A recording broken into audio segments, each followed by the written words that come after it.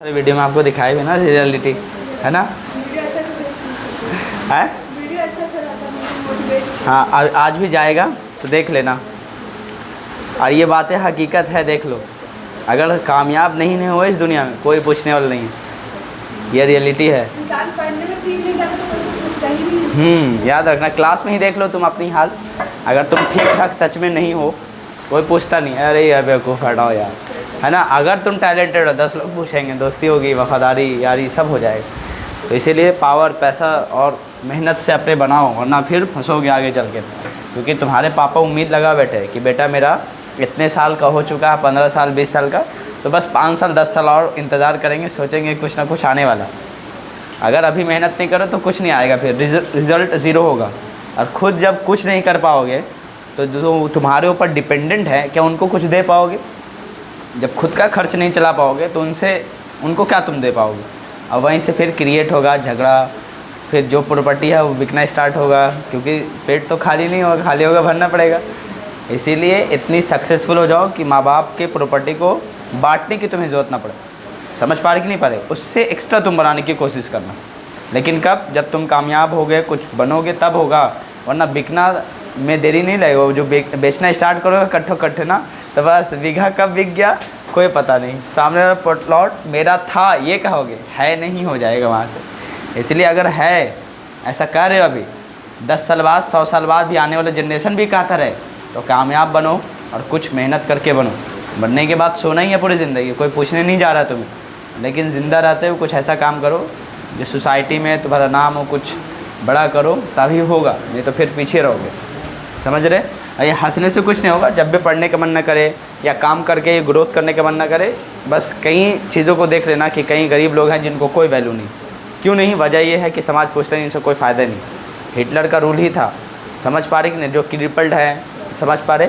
जो विकलांग समझते हो ना, डिसेबल लोग, ख़त्म कर दो। सिर्फ जनगणना में आएंगे और कोई काम के नहीं रहेंगे। कई लोग 60 लाख 80 लाख लोगों को ऐसे ही मार दिया था, और ख़ास के यहूदी लोग को। बहुत बड़ी कहानी है क्यों मारा था, इसकी वजह बहुत है। सेकंड वर्ल्ड वार जब आप पढ़ोगे तो, और हिटलर है उसमें, नाजीवादी का सिस्टम पूरा, तो उसमें पढ़ना है। कहानी पढ़ोगे तो कभी रुलाई भी आएगा, लेकिन वजह जानोगे तो लगता है क्यों ऐसा किया, करना नहीं चाहिए।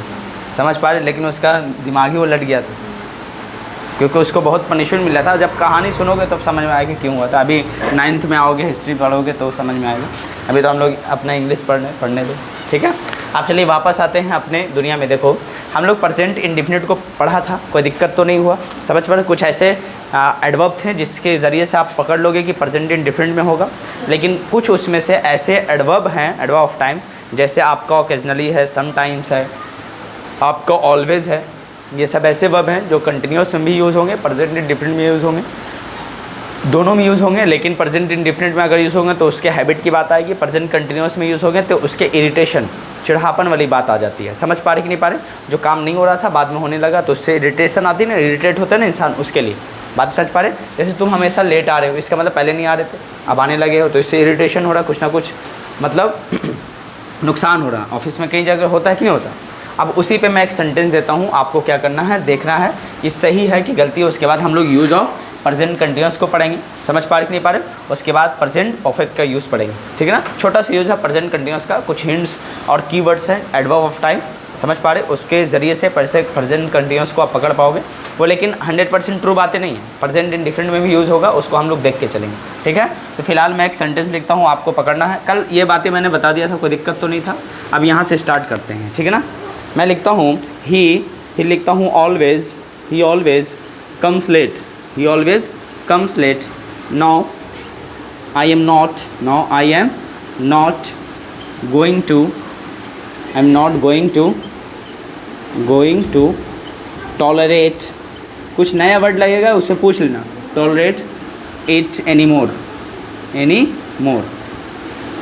मोर मतलब होता है अब ज़्यादा नहीं, इट मतलब या, ठीक है ना? इट किसको रेफ़र कर रहा है? इसके लेट के आने को। समझ पा रहे कि नहीं पा रहे? इसको रेफ़र कर रहा है। अब देखो फिर से मैं बता दे रहा हूँ, ही ऑलवेज कम्स लिख लेना यहाँ पे, क्योंकि ये सिंगुलर है तो आने वाला वर्ब सिंगुलर हो। ही ऑलवेज कम्स लेट, वह हमेशा क्या आता है? लेट आता है। नाउ अब I am not going to tolerate it, tolerate मतलब क्या होता है? बर्दाश्त करना। मैं अब इसे बर्दाश्त नहीं करूँगा, नहीं करने जा रहा हूँ। इट का मतलब क्या समझोगे, इसके लेट के आने को बर्दाश्त नहीं करने की बात है। एनीमोर मतलब अब ज़्यादा से ज़्यादा, फर्दर। समझ पा रहे कि नहीं पा रहे? बताओ ये सेंटेंस में क्या एरर है। मैंने कई बार आपको बताया है कि देखिए जब भी आप प्रेजेंट इंडेफिनिट की बात करें तो हैबिचुअल एक्शन को दिखाने के लिए आता है, बस। समझ पा रहे कि नहीं पा रहे? अब यहाँ पे देखो, ही ऑलवेज कम्स लेट, इसका मतलब क्या है, वो हमेशा लेट आता है। समझ पा रहे? और इसको वो बर्दाश्त नहीं करने जा रहा है। इसका मतलब इससे हिंट्स पता चल रहा है कि इसका ये परमानेंट उसके लेट आने का हैबिट नहीं है, क्योंकि इसका मतलब है वो पहले ठीक ठाक समय पे आता था, आजकल वो क्या आ रहा है, लेट आ रहा है। सच, वो हमेशा आजकल लेट आ रहा है, जिसको वो बर्दाश्त नहीं करेगा। समझ पा रहे कि नहीं पा रहे? इसका मतलब कुछ दिन हुए हैं, 1-2 दिन 4 दिन, उसकी वजह से हो रहा है। इसके परमानेंट हैबिट की बात ही नहीं कर रहा है। समझ पा रहे कि नहीं पा रहे? अगर यहाँ तक होता ही ऑलवेज कम्स लेट, तब तो सेंटेंस सही होता कि वह हमेशा लेट आता, तो उसका हैबिट ही है। समझ पा रहे कि नहीं पा रहे? लेकिन यहाँ पे जब ये सेंटेंस लिखा है, no I am not going to tolerate it any more, इसका मतलब क्या समझोगे कि अब इसे बर्दाश्त नहीं करना है। इसका मतलब वो पहले लेट नहीं आता था, आजकल लेट आ रहा है। तो बताओ, ऑलवेज का यूज़ इरिटेशन को भी दिखाने के लिए प्रेजेंट कंटिन्यूस में कर रहे हैं। इसके वजह से इरिटेट हो रहा है, इसको लेट आने की वजह से इरिटेशन हो रहा है उसको, है ना, तभी तो इसको बर्दाश्त अब करने की वजह नहीं बन रहा। समझ पा रहे कि नहीं पा रहे? इसके अंदर उसको नुकसान हो रहा है उसके लेट आने की वजह से। इसीलिए इसको बताओ, ऑलवेज कम्स की जगह इसको क्या करोगे, बताओ, he is always coming late हो जाएगा। समझ पा रहे कि नहीं पा रहे?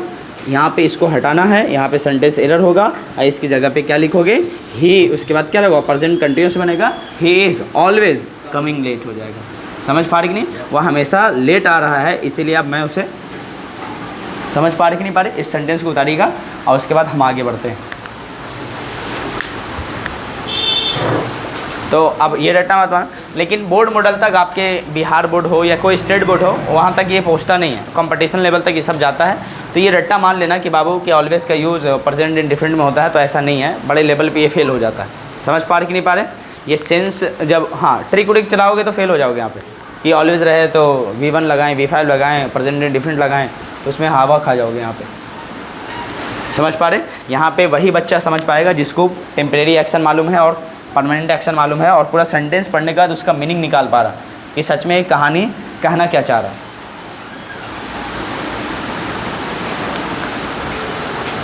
Clear? He is always coming late हो जाएगा।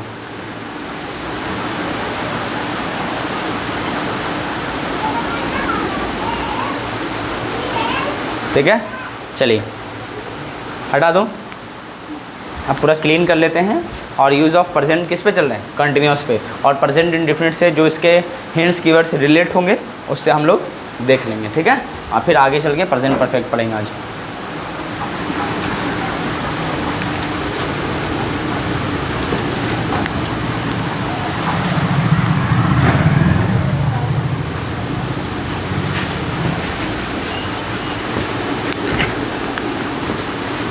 चलिए अब यहाँ पे हेडिंग डाले हुए, use of present continuous tense, use of present continuous tense, heading डालिएगा, use of present continuous tense, use of present continuous tense. ठीक है, चलो पहले नंबर में लिखना। देखो आप लोग बेसिक पढ़ चुके थे, बेसिक पढ़े थे, क्या रहा रही आएंगे तो क्या लगाओगे, प्रेजेंट कंटिन्यूअस टेंस होगा, और वो जा रहा है, रही है, जैसे ही is going, he is coming, वह आ रहा है, वह आ रहा, ही इज़ गोइंग, वह जा रहा है, ही इज़ कमिंग, वह आ रहा है, ऐसे बताए थे। तो सबसे कुछ अलग होगा। कैसे? पहला आप यूज़ नंबर 1 में क्या समझो, जैसे मैं लिखूँ, मैं लिख रहा हूँ, इसका मतलब मैं लिख रहा हूँ, तो आप क्या इंग्लिश लिखोगे, मैं लिख रहा हूँ, आई एम राइटिंग लिखोगे। अब खुद बताओ, आई एम राइटिंग, जब ये बातें कहोगे मैं लिख रहा हूँ, तो इसका मतलब ये एक्शन चालू रहेगा। समझ पा रहे कि नहीं पा रहे? इसका मतलब पहला यूज़ समझोगे कि प्रेजेंट कंटिन्यूअस टेंस का यूज़ ऑनगोइंग एक्शन को दिखाने के लिए किया जाता है। क्या लिखोगे? To show, to show, to show मतलब क्या होगा, दिखाने के लिए। ऑनगोइंग एक्शन, ऑनगोइंग एक्शन मतलब समझ पा रहे ना, जो अभी चल रहा है उस एक्शन को क्या करने के लिए, दिखाने के लिए प्रेजेंट कंटिन्यूअस का यूज़ करते हो।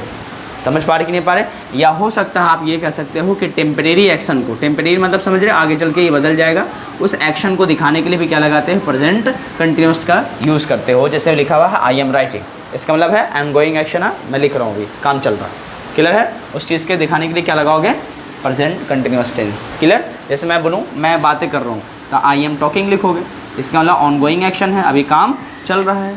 बोलिए समझ में आ रहा है? कोई दिक्कत की बात तो नहीं होगी?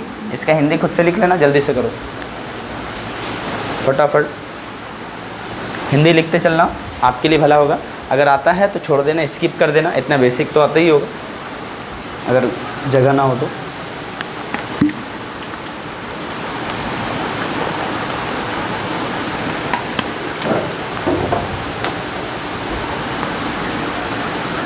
डन, ठीक है। चलिए अब आएंगे यूज नंबर 2, ठीक है। देखिए टू विद फ्यूचर टाइम, किसके साथ करोगे? With future time, with future time. Future time समझ में आता है? फ्यूचर टाइम के साथ भी आप क्या लगाते हैं? प्रेजेंट कंटिन्यूअस टेंस का यूज़ करते हो। फ्यूचर टाइम क्या होता है पहले बताओ? टुमारो, समझ पा रहे? टुमारो मतलब क्या होगा? आने वाला, कल। नेक्स्ट मतलब क्या होता है? अगला। और लास्ट मतलब क्या होता है? पिछला। नेक्स्ट के बाद जो भी लगा रहे, समझ जाओ ना। नेक्स्ट मालूम चला मैंने लिखा है आवर, है ना, नेक्स्ट आवर मतलब अगला घंटा। मैं लिखूँ नेक्स्ट डे, अगला दिन। मैं लिखूँ नेक्स्ट, यहाँ पे लिखते चलना है सब, समझ पा रहे कि नहीं पा रहे? नेक्स्ट डे का मतलब क्या होगा? अगला दिन। डे के बाद क्या लगाओगे? वीक। क्या होगा? वीक। और देखो इसको ऐसा पढ़ना प्रोनाउंसिएशन। एक और होता है WEAK, उसको पढ़ते हैं वीक। और वीक मतलब क्या समझोगे आप? कमज़ोर, समझ पा रहे? जिसको आप फ्राजाइल बोलते हो। फ्राजाइल मतलब क्या होता है? नाजुक, कमज़ोर, समझ पा रहे हो? फ्राजाइल, फ्राजाइल, फ्राजाइल मतलब कि क्या होता है? नाजुक या कमज़ोर, कमज़ोर, ठीक है ना। वीक जिसको कहते हैं, वीक उसको पढ़ेंगे। और इसके बाद वीक ये है, अलग है, उसका प्रोनाउंसिएशन अलग है। वीक और वीक दोनों में अंतर है, समझ पा रहे? चलो वीक हो गया। उसके बाद क्या लगाओगे? मंथ। मंथ के बाद आप क्या लगा सकते हो? ईयर, या हो सकता है फ्यूचर टाइम और कुछ भी दिखाए तो उसके साथ भी प्रेजेंट कंटिन्यूअस का यूज़ करोगे। देखिए जैसे मैं कहूँ वह कार खरीदेगा, वह कार खरीदेगा। अब बताइए ये फ्यूचर की बात है कि नहीं? हाँ, कोई दिक्कत तो नहीं? तो क्या लगाओगे? ये तो फ्यूचर आपने बेसिक पढ़ा था। वह कार खरीदेगा, फ्यूचर की बात है तो ही विल। उसके बाद क्या लगाओगे? Buy a car, he will buy a car. कोई दिक्कत तो नहीं है? पक्का? अच्छा। वह, मैं लिखूँ वह कल कार खरीदने, अच्छा यहाँ पे टाइम जोड़ लीजिए कि वह कार कल खरीदेगा, समझ पा रहे? इसमें टाइम जोड़ लीजिए और टाइम जोड़ने के बाद यहाँ पे टुमारो लगा देना। टाइम कहाँ पे जोड़ोगे? वह कार कल खरीदेगा, समझ पा रहे? फ्यूचर इंडेफिनिट के साथ भी टाइम का यूज़ करोगे फ्यूचर का। फ्यूचर टाइम है कल, कल मतलब आने वाला कल। वह कार कल खरीदेगा तो ही विल बाय अ कार। उसके बाद क्या लगाओगे यहाँ पे? टुमारो। टुमारो मतलब क्या होता है? आने वाला कल। क्लियर? कोई दिक्कत तो नहीं है इसमें? अब यहाँ पे आइए, यानी फ्यूचर इंडेफिनिट के साथ भी फ्यूचर टाइम का यूज़ करोगे क्योंकि फ्यूचर है भाई, फ्यूचर तो दिखाएगा, समझ पा रहे? यहाँ पे पास्ट टाइम का यूज़ कभी नहीं होता, समझ पा रहे? यहाँ पे स्टरडे मत लगाना कल के लिए, समझ? स्टरडे मतलब क्या होता है? बीता हुआ कल, समझ पा रहे? और आपका टुमारो मतलब क्या होता है? आने वाला कल। दोनों में बड़ा डिफरेंस होता है, समझ पा रहे? अब यहाँ पे देखिए, वह कल कार खरीदने जा रहा है। अच्छा एक सेंटेंस बताओ, वह कल कार खरीदेगा और मैं लिखता हूँ वह कल कार खरीदने जा रहा है। सेंस के अकॉर्डिंग, मीनिंग के अकॉर्डिंग क्या दोनों सेंटेंस अपना अपना सेम मीनिंग रख रहा कि नहीं कर रहा? बोलने का तरीका अलग अलग है, लेकिन बताओ मीनिंग तो एक ही है, समझ पा रहे? वह कल कार खरीदने जा रहा है, इसका कल की ही बात है, कल कार खरीदेगा जाके। बताओ दोनों का मीनिंग एक है कि नहीं है? इसका मतलब आप इसको ऐसा कर सकते, जैसे मैं बोलूँ वह जा रहा है तो क्या लिखते हो? ही इज़ गोइंग, लिखते कि नहीं? ही इज़ गोइंग। और एक सेंटेंस आपको बहुत पहले बताए थे, जैसे मैं बोलूँ वह मरने जा रहा है तो ऐसे केस में क्या लगाओ? ही इज़ गोइंग, ये तो लिखना पड़ेगा। उसके बाद सेंटेंस में इन्फिनिटिव का केस, उसके बाद क्या लगाओगे? मरने के लिए क्या लगाओगे? Die, he is going to die. यानी आप एक स्ट्रक्चर आप बताए थे, याद करो, subject plus is am are plus going plus to plus first form verb, याद है आपको? जैसे वह लिखने जा रहा है, he is going to write, he is going to write. मैं बोलने जा रहा हूँ, I am going to speak, समझ पा रहे कि नहीं? बोल। मेरा भाई लिखने जा रहा है, my brother is going to write. मेरा भाई मरने जा रहा है, my brother is going to die, समझ पा रहे? मेरे पड़ोसी मरने जा रहा है तो क्या लगा? My neighbour is going to die. होगा कि नहीं होगा? कोई दिक्कत की बात नहीं। अच्छा मैं पानी पीने जा रहा हूँ, I am going to drink water.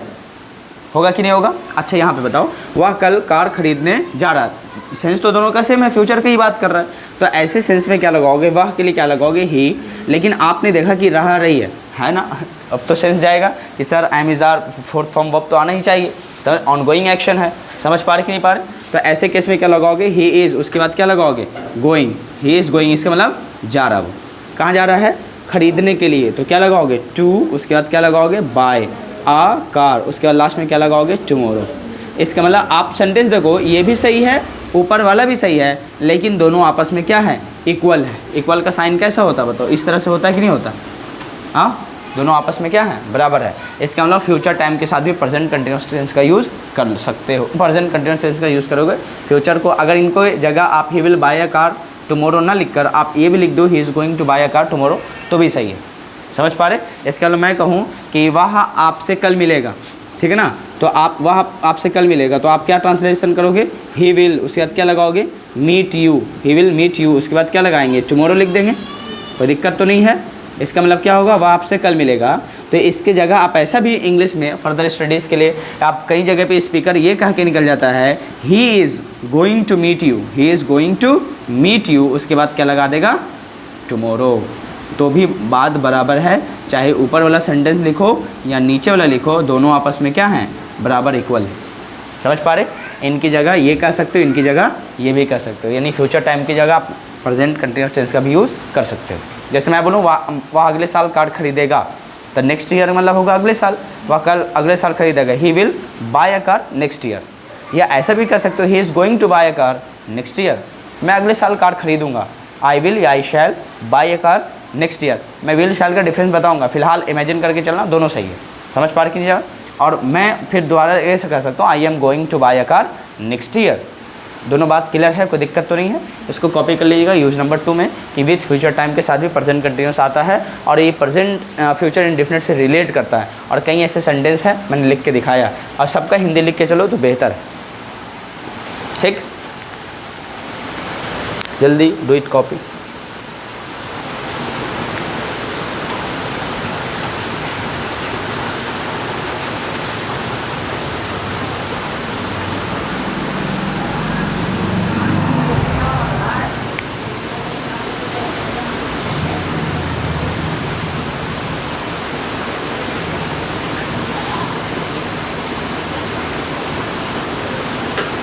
हो गया, डन।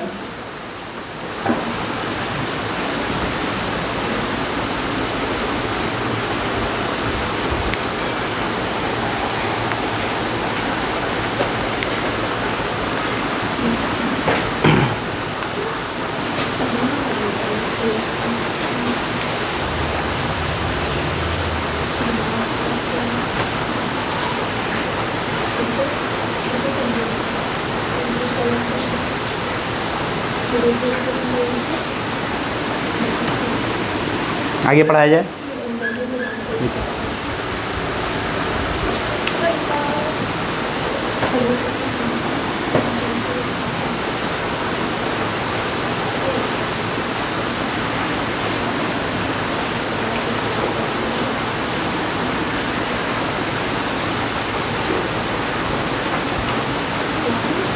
यूज नंबर 3 लिखिए, हटा दूँ ये सब, do it fast.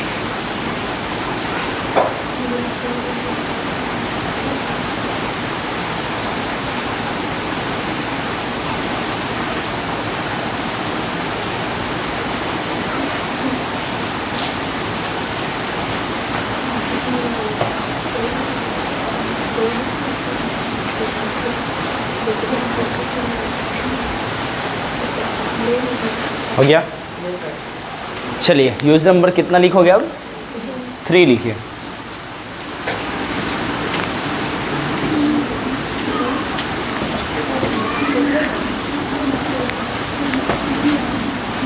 Use number 3 लिखना। अब देखो इसको पढ़ चुके हैं, टू शो इरिटेशन, चिढ़ापन को दिखाने के लिए, ठीक है। जैसे एक लिखूं, he always comes late, he always comes late, तो इसका मतलब क्या होगा, वह हमेशा लेट आता है। और दूसरा मैं सेंटेंस लिख देता हूँ, he is always coming late, और इसको मैंने पहले ही पढ़ा दिया है, याद है ना। इरिटेशन दिखा रहा है और एक क्या दिखा रहा है, हैबिट दिखा रहा है ना। हैबिट मतलब समझ रहा है, आदत को दिखा रहा है ना। एक क्या दिखा रहा है, इरिटेशन दिखा रहा है, इरिटेट हो रहे हैं जिससे, इरिटेशन।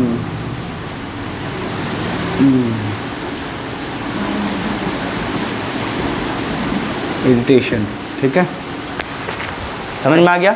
दोनों अपने जगह पे क्या है, सही है। वो हमेशा लेट आ रहा है, इसका मतलब पहले नहीं आता था, आज उसके लेट होने से कुछ ना कुछ नुकसान है जिससे चिढ़ापन आ रहा है। समझ पा रहे, लेकिन तुम टाइम पे आने लगे, है ना। हमेशा टाइम पे आते हो और कुछ दिनों के बाद 10-15 मिनट 20 मिनट लेट के लास्ट में एंट्री कर रहे हो, तो क्या हो, वह हमेशा लेट आ रहा है, ऐसा कहेंगे कि नहीं कहेंगे। तो इससे इरिटेशन होता है। तो उसको दिखाने के लिए भी क्या लगाते हैं, प्रेजेंट कंटिन्यूस टेंस का यूज़ करते हैं। जैसे याद करो, she is always complaining about her husband, याद है ना आपको। ऑलवेज कंप्लेंट्स तो यहाँ पे लिखोगे नहीं, समझ पा रहे। चलिए यूज़ नंबर 4 लिखोगे, यहाँ पे यूज़ नंबर क्या लिखोगे, 4, ठीक है। देखो कुछ हिंट्स या कीवर्ड्स हैं, जैसे आजकल लिखेंगे, क्या लगाओगे, दीज डेज। दीज डेज का मतलब क्या होता है, आजकल, समझ पा रहे।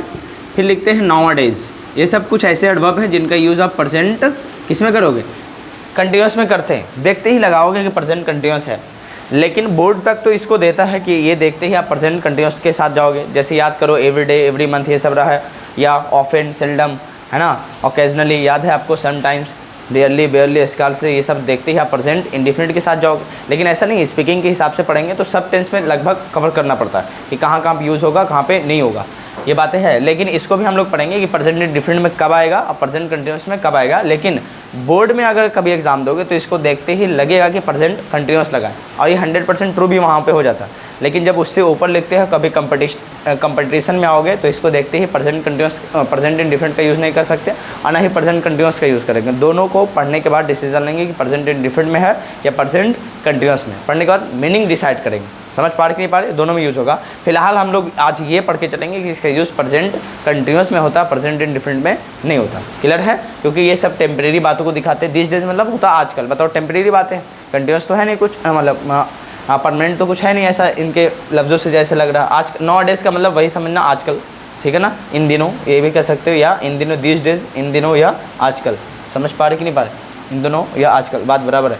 फिर लिखेंगे, जैसे मैं लिखूँ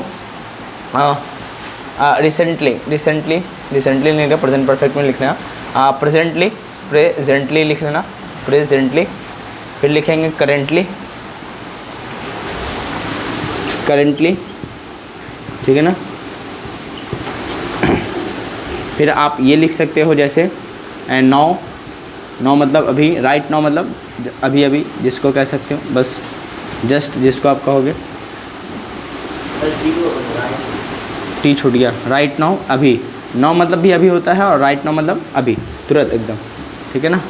ये सब देखते हैं आप क्या लगाओगे, प्रेजेंट कंटिन्यूअस टेंस का यूज़ कर सकते हैं, ठीक है।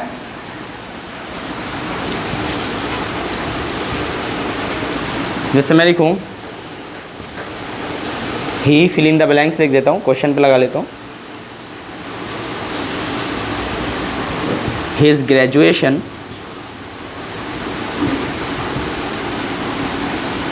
फिर लिख देता हूँ करेंटली, ऑप्शन में दूंगा डज, बी में दूंगा इज़ डूइंग, सी में दूंगा वाज डूइंग, और डी ऑप्शन में देंगे हैज़ डन। जो बच्चा बेसिक पढ़ा रहेगा, और मैं ई ऑप्शन भी लगा ही देता हूँ, ऑल ऑफ दीज, जो बच्चा बेसिक पढ़ा रहेगा सब सही है, मैं तो सब फिट ही आ जाएगा। लेकिन नहीं, टेंस क्या है, तो according to time verb is used, है ना। वर्ब का यूज़ कैसे करोगे, अकॉर्डिंग टू टाइम। करेंटली मतलब क्या समझोगे, टेम्परेरी एक्शन को दिखा रहा, अभी। करेंटली मतलब आजकल जो चल रहा, वो जो आजकल कर रहा कैसा कर रहा है, अपना ग्रेजुएशन कर रहा है, ना कि करता है, ऐसा तो होगा नहीं, तो डस के साथ नहीं जा सकते। जैसे डस कटा, या हो सकता है अभी करेंटली दिखा रहा है तो प्रेजेंट टाइम को दिखा रहा है, तो पास्ट टाइम तो हो नहीं सकता। ऑटोमेटिक जैसे ही ए या से पे नज़र जाएगी तो ई तो हटा ही दोगे कि ऑल ऑफ दिस तो हो नहीं सकता, ख़त्म करो। समझ पा रहे कि नहीं पा रहे? और हैज़ डन मतलब क्या होता है, कंप्लीट हुआ हुआ वर्क को दिखाने के लिए करते हैं, है ना, परफेक्ट का यूज़। बताओ ये तो करेंटली ऑनगोइंग एक्शन है, तो परफेक्ट सेंस तो आ नहीं सकता। ऐसे केस में क्या लगाओगे, सिर्फ ऑप्शन बी सही है। नहीं तो आप बोर्ड लेवल पे हैं तो बस इसको देखते ही, करेंटली को देखते ही आप क्या लगा लो, प्रेजेंट कंटिन्यूअस सेक्शन सही हो जाएगा। बस इतनी बातें याद रखना है। लेकिन इस बोर्ड लेवल से थोड़ा ऊपर तक जाएंगे, कॉम्पिटिटिव लेवल कभी बैठोगे तो कंप्लीट इंग्लिश लगे कि हाँ पढ़ के आए हैं, मुझे और दोबारा पढ़ने की जरूरत ना पड़े, रिवीजन खाली करते रहना बस।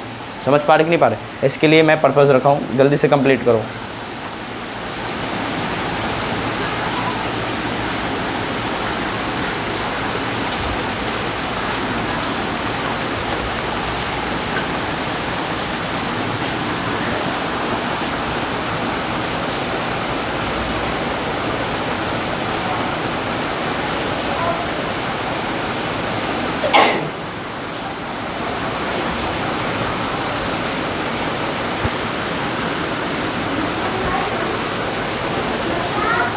ठीक है, क्लियर, कोई दिक्कत की बात नहीं है, हाँ पक्का ना? इस पर एक और क्वेश्चन आप ले लो, क्वेश्चन नंबर 2, ठीक है, क्वेश्चन नंबर 2 आप ले लीजिए। चलिए एडजस्ट हो जाएगा, कटेगा नहीं। देखिए, my brother fill in the blanks a book right now. और याद करो, अभी बस बेसिक में ही पढ़ना है कि इन को देखते ही प्रेजेंट कंटिन्यूअस का यूज़ करना है, ठीक है ना। इसका ऑप्शन बिल्कुल क्या होगा, मैं यहाँ पे लिख देता हूँ। पहला रीड्स, बी ऑप्शन में लिखेंगे रीड, सी ऑप्शन में लिखेंगे इज़ रीडिंग, और डी ऑप्शन में लिख देते हैं, डी ऑप्शन में लिख देते हैं वाज रीडिंग, वाज रीडिंग। और कहेंगे कौन सा ऑप्शन बिल्कुल सही है, which option is most suitable, या जो भी हो करेक्ट, एकदम बेहतर हो। पहले तो देखो, माई ब्रदर है, आने वाला वर्ब सिंगुलर होना चाहिए, प्लुरल वर्ब तो होगा नहीं, तो ऐसे सेंस में कभी भी प्लुरल वर्ब नहीं आएगा, बी ऑप्शन ख़त्म। देखो राइट नाउ मतलब क्या होता है, अभी, अभी मतलब प्रेजेंट टाइम की बात करो तो पास्ट टाइम भी नहीं होगा, डी ऑप्शन ख़त्म। समझ पा रहे हो? या तो आप ऑप्शन ए लगाओगे या ऑप्शन सी होगा, आप खुद डिसाइड कर लो। यहाँ टेम्प्रेरी बातें हैं, परमानेंट बात तो कर नहीं पा रहा, तो ऐसे केस में ए ऑप्शन भी ख़त्म, क्या लगेगा, सी ऑप्शन। समझ पा रहे हो? जल्दी से इसको कॉपी करो। ये सब स्टार क्वेश्चन है, बोर्ड मॉडल पे जब आता है क्वेश्चन तो इस टाइप से पूछ देता है, ठीक है, ऑप्शन वाला। अब एरर वाला पढ़ेंगे एक बार, एरर समझ रहे, प्रेजेंट इंडिफिनिट में और प्रेजेंट कंटिन्यूअस में कैसे इन सभी का यूज़ करते हो, दोनों में से। कल क्रिश्चियन वाला देखे थे, मुस्लिम वाला देखे थे, ऐसा कई बार बताए थे ना एरर। तो चलो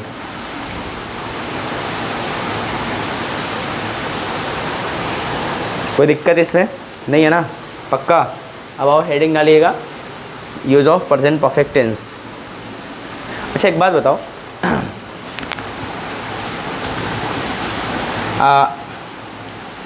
या ये वाला केस बहुत होता है, ही इज़ स्टैंडिंग। जैसे एक हिंदी लिखा रहता है ना, वह खड़ा है, मैं कई जगह पे लिखा, बच्चे लोग भी पूछ लेते हैं वह खड़ा है, सर ये कौन सा टेंस है? ये बताइए, कंटिन्यूअस टेंस है। क्यों? यूज़ नंबर 1 में बताए थे, जो चीज़ एक्शन ऑनगोइंग रहता है तो उसको क्या कहोगे, कंटिन्यूअस टेंस कहोगे। देखो रहा रही उससे मतलब नहीं है, ये पढ़ने के बाद आपको क्या लग रहा है, वह खड़ा है, इसका मतलब खड़े होने का ऑनगोइंग एक्शन जारी है। वह बैठा है, इसका मतलब क्या, बैठने का एक्शन जारी है। इसके लिए क्या लगाओगे, प्रेजेंट कंटिन्यूअस होगा। वह खड़ा है, इसका ट्रांसलेशन क्या लिखोगे, ही इज़ स्टैंडिंग। ऐसा मत लिखना वह खड़ा हो रहा है, ये ऐसा नहीं होगा। जैसे वह बैठा है या बैठा हुआ है तो क्या लगाओगे, ही इज़ सिटिंग लगाओगे, ही इज़ सिटिंग। समझ पा रहे कि नहीं पा रहे? ही इज़ सिटिंग इसका मतलब क्या समझोगे, वो बैठा हुआ है। मेरे पापा बैठे हुए हैं तो क्या लगाओगे, माई फादर इज़ सिटिंग। ऐसा तो नहीं कहोगे मेरे पापा बैठ रहे हैं, तब तक ही बैठ जाएंगे है ना, ऐसा नहीं करेगा ना। ये बातें ध्यान रखना, इन दोनों बातों को कभी लिख लेना। कई लोग ट्रांसलेशन में पूछ लेते हैं, ठीक है वह खड़ा है, इसका ट्रांसलेशन करो। अब तुम रहा रही के चक्कर में पड़ोगे तो इसका ट्रांसलेशन कर दोगे ही इज़, उसके बाद क्या लोगे, स्टैंड, ही इज़ स्टैंड, वाह स्टैंड है ऐसा तो नहीं कह सकते ना, तो ऐसा नहीं होगा। खड़ा के लिए स्टैंड लगा दें तो आप तो स्टैंड ही बन जाएंगे फिर। समझ पा रहे? जैसे एक बच्चा पूछा कि सर मैं दो दोस्त था आपस में, होता ना कि आप बेसिक इंग्लिश भी शायद उसका ठीक नहीं था, जैसे फर्स्ट क्लास आया तो उसने बोला कि सर मैं टॉयलेट में हूँ, इसको इंग्लिश में कैसे बोलेंगे? कोई आवाज़ देता है तो मैं टॉयलेट में हूँ, इसको इंग्लिश में बोलना है, तो तुरंत उसका दोस्त कहता आई एम टॉयलेट कह देना और वाह क्या ट्रांसलेशन है। ये देखिए तो आई एम टॉयलेट, वाह मैं टॉयलेट तो ऐसा नहीं कहना, ठीक है ना। I am in the washroom कहना, मैं वॉशरूम में, ठीक है ना। या आई एम द टॉयलेट ऐसे क्या होगा, I am in the toilet. Clear है, स्पेसिफिक होगा वहाँ। चलिए कोई दिक्कत की बात नहीं, आप लोग तो ऐसे नहीं कहोगे I am washroom, I am toilet, ऐसे तो अंग्रेजी नहीं होगी ना, अभी सुधर तो रही होगी। तो अब इसको हटा दीजिए और use of present perfect heading डालिए, यूज़ ऑफ प्रेजेंट परफेक्ट।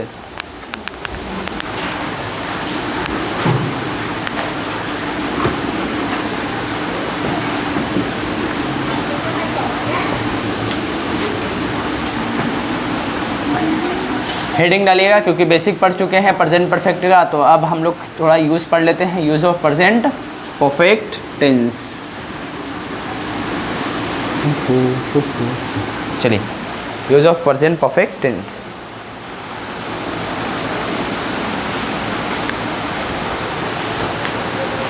ठीक है, अच्छा देखिए यूज़ नंबर 1 लिखिएगा। क्या लिखोगे, यूज़ नंबर 1। और थोड़ा पेन को पॉज कर देना, रोक देना, स्टॉप कर देना और समझना, ठीक है। एक बात बताइए, मैंने खाना खा लिया है, ठीक है। मैं एक सेंटेंस लिख रहा हूँ पहले हिंदी में, मैंने खाना खा लिया, ठीक है। या मैं ये लिखता हूँ मैंने खाना खा लिया या मैं खाना खा चुका हूँ, ठीक है। दोनों में से एक लिख लो, दोनों सही है अपने जगह पे। अब देखो ये खाना बताइए कभी भी खाया होगा तो पास्ट की बात कर रहा, खाना तो पास्ट में खाया होगा, खाया ना। मैंने ताजमहल देख लिया, इसका मतलब देखने की जो क्रिया होगी पास्ट में होगी वो। क्लियर है। अच्छा एक बात बताइए, जब कोई भी कहेगा मैंने खाना खा लिया तो क्या आप बोलेगा और खा लो, ऐसा तो नहीं रिप्लाई आएगा। मैंने खाना खाया, इसलिए और खा लीजिए ऐसा कहोगे। तो दोनों में अंतर है। अगर आपको लगे कि थोड़ा टाइम हो चुके बीत चुके हैं और इसका खाना लगभग थोड़ा बहुत डाइजेस्ट हुआ होगा, पचा होगा, पास्ट में थोड़ा क्रिया है, उससे प्रेजेंट का रिलेशन नहीं है, तब ऐसे केस में आप पास्ट इंडेफिनिट का यूज़ करते हो। और जबकि ऐसा जो पास्ट में घटना हुई है लेकिन उसका रिलेशन प्रेजेंट से है, समझ पा रहे, वो अभी इफेक्ट प्रेजेंट तक रखा है, तब ऐसे केस में प्रेजेंट परफेक्ट का यूज़ करेंगे। इस सेंस में क्या लगता है, खाना उसने खाना पास्ट में ही खाया लेकिन उस इफेक्ट खाना खाने का अभी भी पेट में उसके है, उसको और दोबारा ज़रूरत नहीं है खाने का, तो ऐसे केस में प्रेजेंट परफेक्ट लगाएंगे। समझ पा रहे कि नहीं पा रहे। देखो मैं कहूँ आई एट, इसका मतलब मैंने खाना खाया है, तो वो भी लगेगा कि प्रेजेंट परफेक्ट है कि पास्ट इंडेफिनिट। तो पास्ट इंडेफिनिट और प्रेजेंट परफेक्ट का यही डिफरेंस समझना। अगर कोई घटना, कोई भी इवेंट, कोई भी एक्शन पास्ट में हुआ है, दोनों देखो प्रेजेंट परफेक्ट भी पास्ट में होगा, पास्ट इंडेफिनिट भी पास्ट में होगा, लेकिन जो एक्शन पास्ट में उसका रिलेशन प्रेजेंट से बनने लगे, उसको दोबारा करने की कोई ज़रूरत नहीं है, तब उसको प्रेजेंट परफेक्ट करना। समझ पा रहे कि अगर उसका रिलेशन पास्ट में ही रुक गया है, उसका रिलेशन प्रेजेंट से नहीं बन रहा, तब ऐसे केस को आप पास्ट इंडेफिनिट ही कहोगे। समझ पा रहे। जैसे मैं पटना गया था या मैं पटना गया, इसका मतलब घटना बहुत पहले मतलब हुई है, पास्ट में हुई है, उसका रिलेशन प्रेजेंट से नहीं, मैं फिर से जाऊंगा ये करूंगा। मैं पटना गया हुआ हूँ, इसका मतलब काम कंप्लीट है, मुझे दोबारा जाने की ज़रूरत नहीं है। समझ पा रहे। इसका मतलब पास्ट में घटना हो, उसका इफेक्ट अभी भी प्रेजेंट तक है, तो प्रेजेंट परफेक्ट। अगर पास्ट में घटना हुई है, उसका रिलेशन प्रेजेंट से नहीं बन रहा, तो उसको पास्ट इंडेफिनिट करना। समझ पा रहे कि नहीं पा रहे। अब यहाँ पे देखिए इस घटने से आप क्या समझ रहे हो, क्या प्रेजेंट इंडेफिनिट है, प्रेजेंट परफेक्ट है, या प्रेजेंट पास्ट इंडेफिनिट है, क्या है, प्रेजेंट परफेक्ट है। अब इसी में मैं लिखूं मैंने कल इस किताब को पढ़ लिया। मैं ये दिखाना चाह रहा हूँ आपको कि कई जगह पे लिया है भी आएगा तो भी आप पास्ट इंडेफिनिट में ही उसको लिख दोगे। रट्टा जो मानते हो ना कि ता है या चुका था चुकी, ता था तिथि रहे या ई ए रहे तब पास्ट इंडेफिनिट होगा, ऐसा नहीं है। अब देखिए ये घटना अब पास्ट का है, पास्ट इंडेफिनिट का होगा। समझ पा रही, ये प्रेजेंट परफेक्ट नहीं रहा। क्यों, ये खुद बताओ। मैंने कल इस किताब को पढ़ लिया, कल बताइए, यहाँ पे फ्यूचर को तो दिखा नहीं रहा। हाँ, मैंने कल इस किताब को, हाँ चलिए को छूट गया था, कोई बात नहीं, कहाँ होगा छूट जाता लिखने के दौरान। Thanks for this. मैंने कल इस किताब को पढ़ लिया है, इसका बात बताओ, ये घटना पास्ट में हुई है, पढ़ लिया, काम कंप्लीट पास्ट में, उसका रिलेशन क्या प्रेजेंट से बना। दो मैंने इस किताब को कल पढ़ लिया, अब मुझे पढ़ने की दोबारा ज़रूरत नहीं है। इसका मतलब ये पास्ट इंडेफिनिट टेंस है, भले ही ये लिया है गया है, इससे कोई मतलब नहीं है। समझ पा रहे कि नहीं पा रहे हैं। अब इसको ट्रांसलेट आपको करना है। तब किस में करोगे, इसको पास्ट इंडेफिनिट में करना, जबकि इसको प्रेजेंट परफेक्ट में करना। कई बच्चे को बोर्ड मॉडल में ऐसा ट्रांसलेशन दे देता है, बच्चे तो कर लेते हैं अच्छा लिया है, चुका है, चलो ठीक है, प्रेजेंट है, तुरंत लगाएंगे प्रेजेंट परफेक्ट, जबकि गलत हो जाएगा। क्यों? प्रेजेंट परफेक्ट में कभी भी टाइम पास्ट का रिलेट नहीं करता। समझ पा रहे कि नहीं पा रहे? कोई दिक्कत की बात नहीं। इसको लिखो कैसे, तो आई, उसके बाद क्या लगाओगे, मैंने पढ़ लिया, तो पढ़ने का क्या होगा, रीड। रीड का लेकिन सेकंड फॉर्म भी रीड रहता है, लेकिन उसको पढ़ते क्या है, रेड। या इनकी जगह आप अध्ययन करने के लिए स्टडी लिखते हो फर्स्ट फॉर्म वर्ब, लेकिन इसका third form verb second form verb studied बनता है। वाई को आई में बदल के ईडी जोड़ते हैं, याद है, सिंगुलर बनाने के लिए आई एस जोड़ते थे, लेकिन इसका थर्ड फॉर्म सेकंड फॉर्म बनाने के लिए आई डी जोड़ देना। समझ पा रहे? या तो स्टडीड कह दो, दोनों में फ़र्क है। रीड्स मतलब देख कर पढ़ लिया, रीड पढ़ लिया था, उसमें अंडरस्टैंडिंग आई ना, कोई फ़र्क नहीं पड़ता। स्टडी मतलब होता है अध्ययन करना, उसमें अंडरस्टैंडिंग आई होगी क्या गलत है क्या सही, बात समझ पा रहे? तो आई स्टडी, आई रेड या स्टडीड दिस बुक, उसके बाद क्या लगाओगे, दिस बुक, उसके बाद क्या लगाओगे, स्टडी लगाना पड़ेगा। समझ पा रहे कि नहीं पा रहे? कोई दिक्कत की बात नहीं है। क्यों? कल की बात है, पास्ट बीती हुई कल की बात है। क्या फ्यूचर यहाँ से आएगा? कभी नहीं आ सकता। क्या फ्यूचर है कल दिखा हुआ? क्या कल वाला फ्यूचर है? टुमारो तो इसका ट्रांसलेशन नहीं करोगे, क्योंकि यहाँ फ्यूचर की कोई बातें नहीं हुई है। यहाँ कौन सा बात हुआ है, स्टडी बीता हुआ कल का ही है, क्योंकि मैंने इसका मतलब इस किताब को कल पढ़ लिया, मैंने उनसे कल मिल लिया है। बताओ, आप हिंदी में कई ऐसे सेंटेंस बोलते हो, मैंने उनसे कल मिल लिया है, कल मिल लिया है, मिल लिया है। बोलिए, जब भी टाइम दिख जाए ना और गया है, ये है लिखा रहे, तो आप इसको पास्ट एंड डिफरेंट ट्रांसलेट करना। समझ पा रहे? अब इसको ट्रांसलेशन करोगे तो क्या लगाओगे, आई और मीट का क्या होता है, मीट, इमिटी, सेकंड थर्ड फॉर्म सेम होता है ना। आई मेट उनसे, उनसे का मतलब हिम या फिर क्या होगा, हर होगा। अगर जेंडर के लेना हो तो हिम लेके चलो। समझ पा रहे? आई मेट हिम, किससे, उनसे, तो आई मेट हिम, उसके बाद क्या लगाओगे, स्टडी लगा लेना। समझ पा रहे कि नहीं पा रहे? I met him study. अगर ये ना होता, मालूम चला मैं उनसे मिल लिया हूँ या मिल लिया है, अगर ये ना होता तो प्रेजेंट परफेक्ट में लेके चले आते। समझ पा रहे? अब मुझे मिलने की ज़रूरत नहीं, इसका मतलब ये होगा, हाँ मैंने उनसे मिल लिया है, हाँ आज मिल लिया है, तो हाँ आज का है ना, आज मिल लिया है, तो आज का परफेक्ट रखना। समझ पा रहे? या हाँ ऐसी जगह पे हो सकता है जब मिलने की ज़रूरत ना हो, पास्ट का ही रिलेशन पास्ट में हो गया, तब आप टुडे को पास्ट एंड डिफरेंट भी ले सकते हो। समझ पा रहे? लेकिन कई ऐसे घटना टुडे के साथ आप पास्ट एंड डिफरेंट लेना बेहतर होता है। क्या आई मेट हिम टुडे, मैंने उससे उनसे आज मिल लिया है। समझ पा रहे? क्योंकि टुडे जो होगा देखोगे 24 आवर्स होगा। अब हो सकता है आप मॉर्निंग मिले, इवनिंग हो चुका है, तो उसका इफेक्ट अगर है, लग रहा है कि मुझे मिलने की दोबारा ज़रूरत नहीं, परफेक्ट के साथ जाओगे। अगर लग रहा है कि कंप्लीटेड है, अब उनसे दोबारा मिलने की ज़रूरत नहीं है, तो आप पास्ट एंड डिफरेंट बोल के निकलना। समझ पा रहे कि नहीं? दोनों में अंतर है। समझ पा रहे? घटना अगर पास्ट तक रुक गया, उससे रिलेट नहीं करा प्रेजेंट, तब आप पास्ट एंड डिफरेंट लेके चलेंगे। बातें समझ पा रहे? इसका ध्यान देना। अगर हाँ अगर ये हट जाए तो प्रेजेंट परफेक्ट के अकॉर्डिंग आ जाएगा। क्लियर? ये बातें समझ पा रहे कि नहीं पा रहे? कई जगह पे ऐसे देखा है मैंने, ट्रांसलेशन ऐसा लिखा हुआ रहता है तो दिक्कत लोग फंस जाते हैं। पक्का इनको क्या करोगे, कॉपी। हाँ मैंने खाना खा लिया, तो आई हैव, उसके बाद क्या लगाओगे, ईटन होगा। ईट का क्या लगाओगे, थर्ड फॉर्म ईटन होता है, ईट, एट, ईटन। उसके बाद क्या लगाओगे, खाना खाने के लिए फूड होगा, या मील लगा लेना।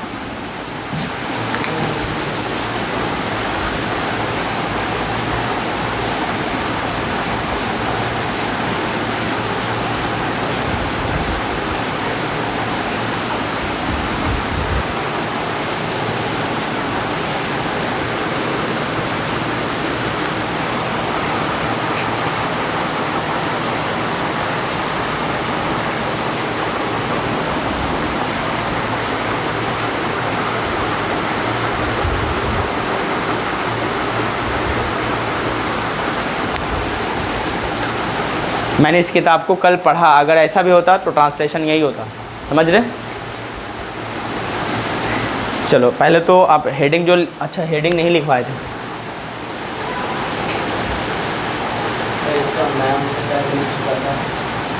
मैं उससे कल मिल चुका था। तो इसको पास्ट एंड डिफरेंट बनाओगे, पास्ट परफेक्ट बनाओगे। जब एडवांस टेंस पढ़ लेना तो दिखाएंगे चुका था, चुकी थी, आते हुए भी आप पास्ट एंड डिफरेंट में ट्रांसलेट कर रहे हैं। आप कुछ ऐसे हैं जिसको पास्ट परफेक्ट में भी बना रहे। समझ पा रहे? लेकिन अभी बेसिक में मैंने जो पढ़ाया था चुका चुकी थी, ये इसको देखते ही पास्ट परफेक्ट में बनाना, तो फिलहाल उसको पढ़ा के चलो। जब हम लोग पास्ट एंड डिफरेंट में एंट्री करेंगे, जस्ट इसके यूज़ के बाद हम लोग उसी में एंट्री करेंगे। और सबसे लंबा किसी में टाइम देना है तो प्रेजेंट इंडेफिनिट के बाद पास्ट इंडेफिनिट सबसे ज़्यादा टाइम और सबसे ज़्यादा यूजेबल आपका क्या होता है, टेंस होता है, और उससे बहुत सारे क्वेश्चन और एरर बनते हैं, वो मेन है सब जो, समझ पा रहे हो। उसके बाद प्रेजेंट इंडेफिनिट है, सबसे मेन आपका कोई टेंस है तो पास्ट इंडेफिनिट, समझ पा रहे। उसके बाद प्रेजेंट इंडेफिनिट, फिर फ्यूचर इंडेफिनिट, दोनों इंडेफिनिट वाला, फिर कंटिन्यूस वाला, प्रेजेंट कंटिन्यूस वाला, फिर परफेक्ट वाला को रिलेट करते हो, बाकी सब उतना रिलेशन नहीं रखता, लेकिन सब इम्पोर्टेंट है, मतलब यूज़ के अकॉर्डिंग, ठीक है, कोई दिक्कत नहीं है ना। चलिए अब क्या इसमें लिखोगे, है ना, इसका यूज़ कहाँ पे करते हैं बताओ, पास्ट में हुई घटना को प्रेजेंट से रिलेट करने के लिए, to relate past action with present से पास्ट एक्शन को रिलेट करने के लिए इसका यूज़ किया जाता है ना। It is used to show the relation, ऐसे भी कह सकते हैं, of the past with present. Clear है, प्रेजेंट के साथ पास्ट एक्शन को रिलेट करने के लिए क्या करोगे, प्रेजेंट परफेक्ट का यूज़ करोगे। क्लियर है, पक्का।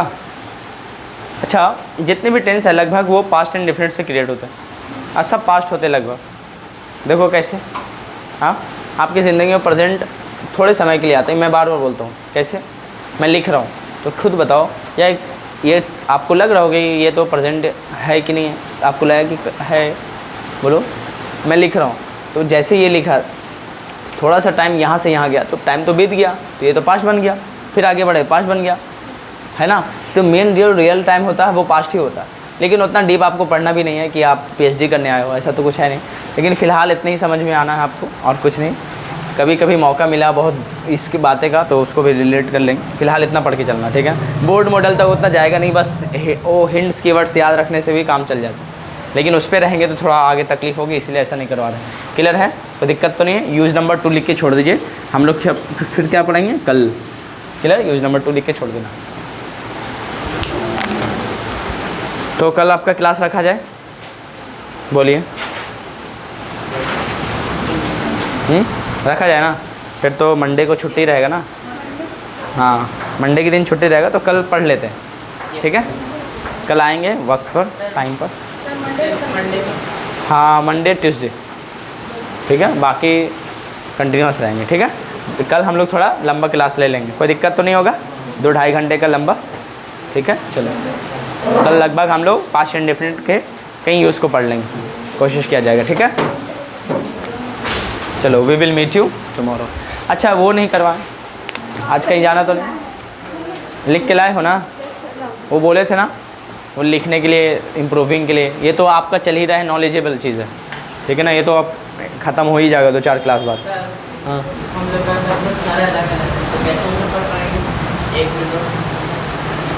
ले लीजिए।